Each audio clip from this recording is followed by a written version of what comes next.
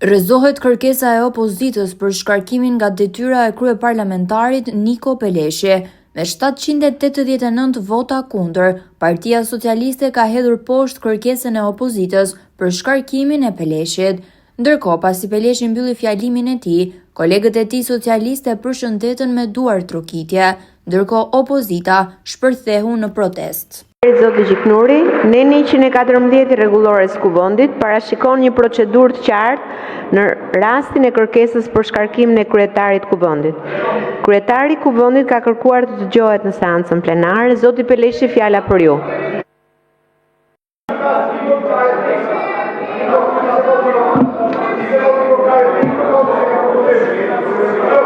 Nderuar drejtues e seancës, kolegë të nderuar, para pak javësh ndodhi një ngjarje e rëndë. Një gjyqtar u qellua për vdekje në sallën e gjyqit. Nga ai moment dhe në vazhdim u shpërfaq një ngjarje akoma më e rëndë. Në rrjetet sociale pati një numër jo të vogël reagimesh që u solidarizuan me autorin e krimit.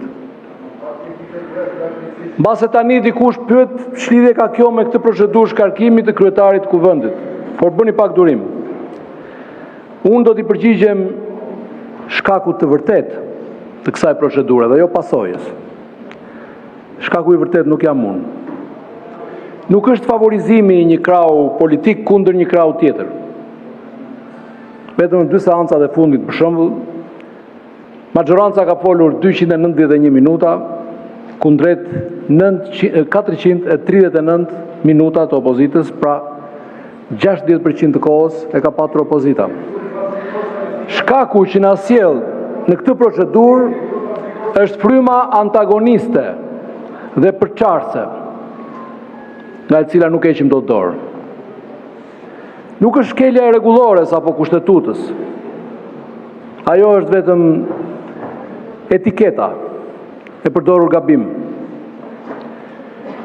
Sepse rregulloria nuk të lejon të fyesh, të shash, të akuzosh, të bllokosh foltoren, të pengosh fjalën e deputetëve të tjerë, apo të vendosësh të mos zbatosh masat disiplinore.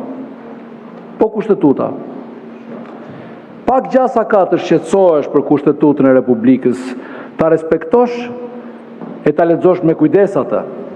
Në qoftë se ti je gati ta flakësh në ajër e madje ta përdorësh librin e kushtetutës sigur mbi kokën e kundërshtarit politik.